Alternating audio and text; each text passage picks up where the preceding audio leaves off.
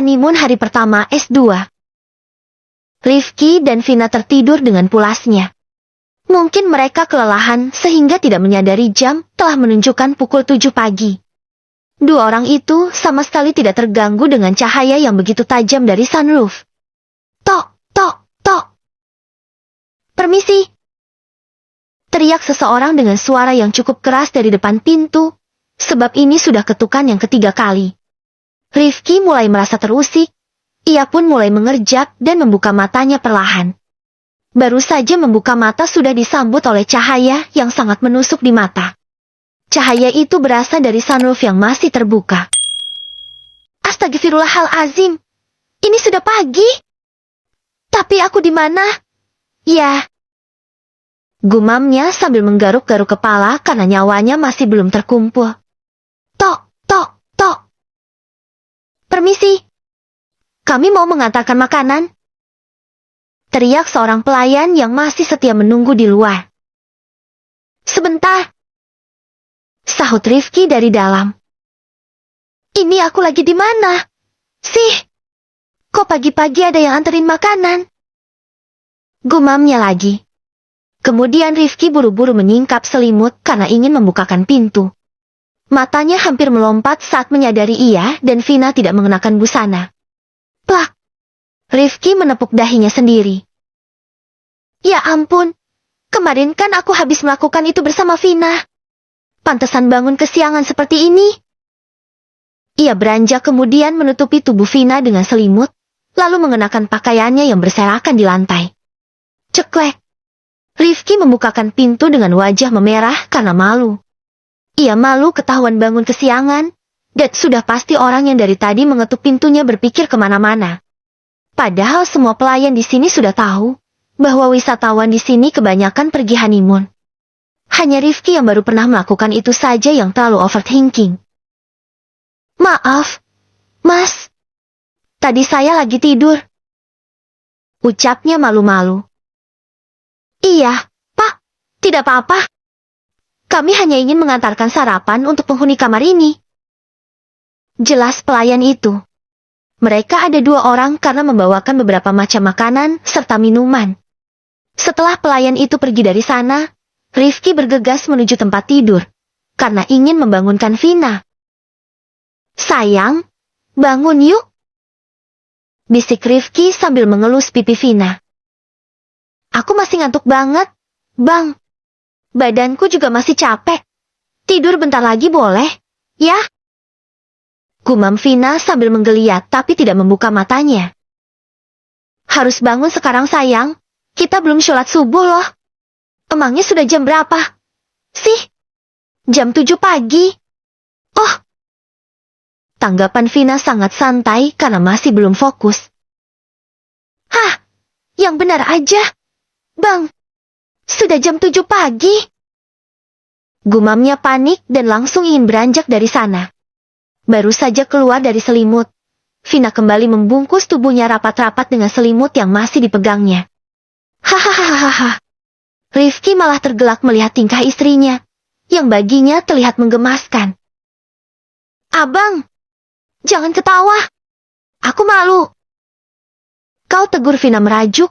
Ia pun menutupi wajahnya dengan selimut karena merasa tidak punya muka di hadapan sang suami. Sebab, Vina mulai teringat kegilaannya bersama Rifki tadi malam. Rifki mendekat. Kemudian tanpa berbicara apa-apa ia langsung menggendong tubuh Vina yang terbungkus selimut itu, menuju kamar mandi. Ia meletakkan Vina di atas kloset yang tertutup, lalu kembali ke kamar untuk mengambil handuk. Kita mandi sekarang, ya? Habis ini langsung sholat subuh. Ucap Rifki setelah kembali. Vina meringis karena diminta Rifki melepaskan selimut yang membungkus tubuhnya. Aku malu, Bang. Keluh Vina manja. Rifki mencubit hidung sang istri yang memerah. Gak usah malu. Aku sudah melihat semuanya. Semua ini milikku. Jadi kamu tidak perlu malu memperlihatkan pada pemiliknya. Tapi tetap aja aku malu.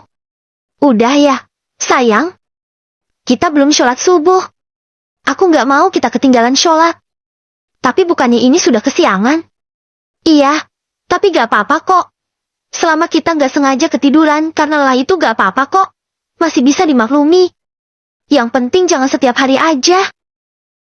Jelas Rifki. Beberapa saat kemudian mereka telah melakukan sholat subuh meskipun kesiangan.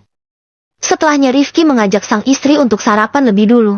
Karena, setelah ini mereka akan jalan-jalan keliling pulau ini menaiki speedboat. Meskipun ia masih merasa lelah, Rifki masih berusaha untuk menyenangkan Vina. Sebab sayang saja jika kesempatan berkeliling pulau ini dilewatkan. Karena setelah ini, mereka belum tentu bisa berlibur di tempat ini lagi. Aku gak nyangka, ternyata abang bisa romantis juga, ya. Gumam Vina setelah menelan makanan yang disuapi oleh Rifki. Rifki tersenyum malu-malu. Ya bisalah. Kan aku laki-laki normal. Tapi aku gak nyangka loh, kalau abang bisa ngajakin aku ke tempat seperti ini. Soalnya abang itu biasanya gak ada romantis-romantisnya.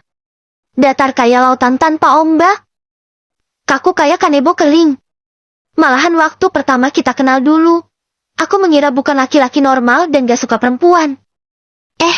Ternyata tadi malam aku baru tahu, kalau abang itu romantis banget, dan ganas soal urusan yang satu itu. Ya iyalah. Kamu taunya aku hanya sebagai Rifki yang menjadi sahabatmu. Tapi sekarang kita sudah suami istri beda lagi cerita. Sayang, aku bisa membedakan kok. Wanita yang gak halal dan halal untuk disentuh. Vina menatap lekat wajah lelakinya. Jujur, setelah apa yang kita lewati tadi malam, aku semakin salut dan bangga sama abang. Karena bisa menahan diri dari yang bukan mahram. Padahal abang seorang laki-laki normal. Tapi selama 7 tahun kita bersahabat, kamu menggandeng tanganku aja nggak pernah. Kok kamu bisa sehebat itu, Bang? Gumamnya memuji Rifki. Vin, sebenarnya aku sama saja dengan laki-laki yang lainnya. Sulit mengendalikan diri dan memiliki perasaan pada wanita yang dekat denganku. Tapi karena aku memiliki rasa sayang dan ingin menjaganya. Oleh karena itulah aku berusaha mengendalikan diri dan tidak ingin merusaknya. Sebab aku tahu, laki-laki itu seharusnya menjadi pelindung untuk orang-orang yang ia sayangi, bukan menjadi perusak dan penghancur masa depannya. Masya Allah, aku sangat beruntung mendapatkan laki-laki seperti abang. Mungkin di zaman sekarang sulit mencari laki-laki yang bisa menahan diri terhadap wanitanya. Aku yakin, jika nanti kita telah memiliki anak perempuan, dia pasti akan sangat bangga dan bahagia, karena memiliki ayah yang selalu menjaganya. Kamu bisa aja, sayang. Tapi andaikan kita memiliki anak laki-laki, dia juga pasti akan sangat bangga, memiliki ibu seperti kamu. Seorang ibu yang penyayang keluarga, yang rela mengorbankan kariernya demi keluarga. Puji Rifki balik, karena ia juga ingin Vina tahu bahwa dirinya juga bahagia dapat memiliki wanita sehebat Vina. Vina menyenderkan kepalanya di pundak Rifki. Semoga setelah pulang dari sini, kita akan diberikan kepercayaan untuk menjadi ayah dan ibu ya, Bang. Aku yakin kebahagiaan kita pasti akan semakin lengkap jika hadir buah cinta di antara kita. Amin. Semoga saja ya, sayang. Aku juga berharap seperti itu. Tapi jika belum diberikan kepercayaan juga tidak apa-apa. Kita nikmati saja dulu waktu pacaran ini. Karena setelah memiliki buah hati, momen-momen berduaan seperti ini tidak akan terulang lagi. Meskipun ia juga ingin memiliki anak, tapi Rifki tidak memintanya buru-buru.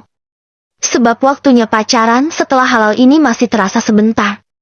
Rifki merasa belum siap jika akan ada orang ketiga di antara mereka. Meskipun orang ketiga itu adalah darah dagingnya sendiri. Karena baru saja meneguk manisnya madu-madu cinta setelah penderitaan panjang yang menerpa dunia percintaannya. Tapi sepertinya Vina sudah sangat ingin merasakan menjadi seorang ibu karena usianya sudah tidak muda lagi. Ke-301, ingin kembali ke masa lalu S2. Berbeda dari suasana di tempat pengantin baru yang sedang bermesraan. Yasmin justru sedang mogok melakukan aktivitas karena mulai konslet lagi. Ihsan yang baru selesai mengantarkan anak-anaknya ke sekolah terpaksa kembali lagi ke rumah. Padahal hari ini jadwal ia ke restoran. Tapi karena sang istri tidak mau diajak, ia terpaksa membujuk bayi besar yang tak kunjung dewasa itu. "Kamu kenapa sih, sayang?" tanya Ihsan dengan sabar. "Gak apa-apa," jawab Yasmin ketus. Saat ini posisi mereka sedang duduk di kasur, karena Yasmin tidak ingin keluar kamar setelah sarapan tadi. Ihsan heran, sebab tadi pagi istrinya itu baik-baik saja. Mereka tidak bertengkar dan tidak ada adu mulut ataupun saling sindir sama sekali. Tapi Yasmin tiba-tiba aneh setelah bersiap-siap untuk berangkat kerja tadi. Padahal mereka sudah ingin pergi, tapi Yasmin malah kembali memasuki rumah dan tidak ingin ikut Ihsan pergi. "Kalau gak apa-apa, kenapa kamu seperti ini?" "Aku gak apa-apa, Bang," bentak Yasmin. Ia semakin kesal karena Ihsan terus bertanya. Pekaan dikit kek jati laki-laki. Udah tahu istrinya lagi bad mood, malah ditanya-tanya mulu, sambungnya dalam hati. Beginilah wanita, selalu minta ditebak. Meskipun mereka tahu suaminya juga manusia biasa. Tapi para wanita menginginkan laki-laki yang bisa menebak isi hatinya. Ihsan meletakkan tangannya di pundak Yasmin. Ia mengusap lembut pundak itu. "Sayang, kalau ada masalah kita bicarakan sekarang, ya? Jangan ngambek seperti ini. Abang gak tahu salahnya di mana." Sepertinya Ihsan masih memiliki stok kesabaran seluas samudera. Sehingga ia ingin mengajak diskusi wanita yang dalam mode senggol beka itu. Yasmin mengambil tangan Ihsan. Laki-laki itu sudah sedikit lega karena tangannya digenggam oleh sang istri. Tapi seketika kelegaan itu berganti menjadi sesak, karena Yasmin meletakkan tangannya di paha Ihsan sendiri. "Jadi laki-laki yang pekaan dikit dong," ucapnya menyentak. "Deh." Ihsan terperanjat mendengar kalimat Yasmin seperti sedang marah padanya. "Abang gak peka kenapa? Sayang, pikir aja sendiri." "Astagfirullahalazim," batin Ihsan sambil mengelus dada. "Tolonglah sayang, aku bukan peramal. Aku laki-laki, dan aku hanya manusia biasa. Apa kamu lupa? Kalau laki-laki kepekaannya memang tidak sekuat perempuan." Yasmin membuang muka. "Kenapa sih? Laki-laki itu kalau sudah lama menikah jadi berubah. Gak pernah romantis-romantisnya lagi. Gak pernah ngasih kejutan lagi. Katanya cinta. Apa cinta itu sudah pudar? Apa cinta itu telah terbagi dengan orang lain? Atau tabiatnya laki-laki memang seperti itu? Habis manis sepah dibuang." Sindir Yasmin mulai memberi kode. Sebab ia juga capek main ngambek-ngambekan seperti ini. Ihsan menyipitkan matanya. Ia mulai mengerti bahwa istrinya itu butuh healing dan kejutan. Sepertinya Yasmin jenuh dengan aktivitasnya sehari hari yang itu-itu saja. Terlebih lagi selama beberapa tahun ini mereka super sibuk karena mengurus beberapa bisnis dan anak-anaknya, sehingga tidak memiliki waktu untuk liburan lagi. Walaupun waktu itu Ihsan sempat mengatur waktu untuk mereka staycation bersama keluarga, namun gagal karena ulah Yasmin yang tidur seperti orang mak. "Kamu mau liburan?" tanyanya sambil menatap serius wajah Yasmin. Yasmin tidak menjawab. Ia hanya mencebik sambil memeluk bantal. Udah dikasih kode masih aja nanya. Batinnya. "Jawab dong, sayang." Kok doang? Jawab dong biar aku tahu." Bujuk Ihsan lagi. Padahal ia memiliki kepekaan yang sangat tinggi. Tapi berpura-pura tidak peka karena ia rindu dengan wajah ngambek Yasmin yang menggemaskan. Ia rindu Yasmin yang banyak maunya dan manja padanya. Sebab selama memiliki si kembar, ia sudah bersikap lebih dewasa dan jarang menuntut. Meskipun sikap Yasmin yang dulu sangat menyebalkan, namun hebatnya Ihsan yang malah merindukan semua itu. Ia rindu Yasmin yang sering merengek padanya. Apalagi momen di mana Yasmin yang manja karena sedang hamil waktu itu. Ia sangat ingin momen itu terulang lagi. Benar-benar sudah berubah. Ya, dulu ngerajuk dikit aja langsung digendong ke tempat camping. Sekarang boro-boro dibujukin seperti itu. Mau ngambek sampai jamulan, mau kumat sampai guling-guling di jalan raya kek, tetap aja gak dipeduliin. Padahal wanitanya gak berubah sama sekali. Tapi kok lakinya malah seperti ini? Sahut Yasmin tapi dengan nada menyindir. Padahal apa susahnya tinggal ngomong minta diajakin liburan. Tapi menurut Yasmin, jika diajakin liburannya tiba-tiba seperti biasanya, itu akan lebih spesial. Rasanya seperti mendapatkan kado gunung emas yang tinggi. Berbeda jika dia yang meminta, karena rasanya kurang menyala. Ihsan malah terkekeh. Bahkan ia ingin tertawa sambil guling-guling, tapi takut Yasmin akan tantrum. Kapan kamu kumat sampai guling-guling? Tanyanya mengejek. Yasmin semakin kesal, ia memicingkan mata ke arah Ihsan. Dasar nyebelin. Dikasih perumpamaan malah ditanggepin beneran. Omelnya. Makanya kasih perumpamaan itu yang jelas. Sayang. Ledek Ihsan sambil mengusap-ngusap kepala Yasmin, hingga membuat rambut istrinya itu berantakan. Oh wah. Aku pusing ngomong sama orang yang sudah berubah gini. Sudah gak romantis. Gak peka pula. Ihsan perlahan meraih tangan Yasmin. Menggenggamnya erat seperti dulu kala. Matanya penuh ketulusan saat berkata. Sayang, biar abang jelaskan ya. Sebenarnya, tidak ada yang berubah pada diri abang. Termasuk rasa cinta dan sayang abang untuk kamu. Semuanya masih sama. Bahkan lebih dari dulu. Tapi, kamu harus tahu, jika kamu merasa suamimu ini berubah, ada alasannya. Mungkin sekarang beban yang abang pikul semakin berat dan tanggung jawab abang semakin besar. Sehingga, waktu kebersamaan kita berkurang. Mata Ihsan berkaca-kaca, menatap Yasmin dengan harap. Tolong, sayang, fahami situasi ini. Jangan berpikir yang tidak-tidak tentang abang. Kita akan melewati semua ini bersama. Ia berusaha memberikan pengertian agar Yasmin tak berasumsi buruk tentang dirinya.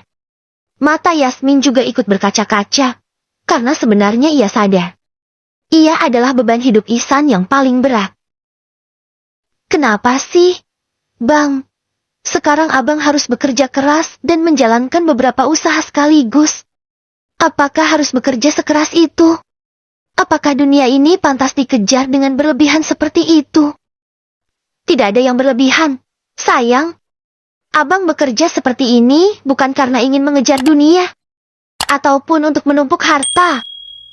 Tapi kamu harus mengerti, bahwa tujuan abang ingin menabung untuk masa tua kita. Sebab di hari tua, kita nanti abang tidak ingin merepotkan anak-anak. Selagi masih muda dan masih kuat, abang ingin bekerja keras agar di hari tua nanti kita tetap bisa bertahan tanpa merepotkan anak-anak. Karena ketika mereka berkeluarga mereka juga akan memiliki tanggung jawab yang besar dan beban yang berat. Kita tidak boleh menambah beban mereka. Yasmin manggut-manggut, gara-gara pembahasan Ihsan yang terlalu dalam. Ia sampai lupa dengan ngambeknya tadi. Padahal tadi ia berniat untuk ngambek 7 hari 7 malam jika tidak dibawa liburan. Karena ia iri setelah melihat status Wafina yang sedang berkeliling pulau dengan Rifki. Yasmin rindu saat-saat masih pengantin baru dulu. Ia rindu dengan keromantisan Ihsan. Andai ada mesin waktu, ia ingin memutar waktu mundur agar bisa berada di masa yang telah lewat itu. Ya udah, kalau gitu sekarang kita ke restoran. Yuk! Ucapnya antusias. Oke, mari kita bekerja keras, agar bisa bersedekah dan menabung untuk masa tua. Sahut Ihsan sambil terkekeh. Akhirnya mereka berangkat kerja seperti biasa, meskipun sudah telat tapi tidak masalah karena mereka adalah bosnya.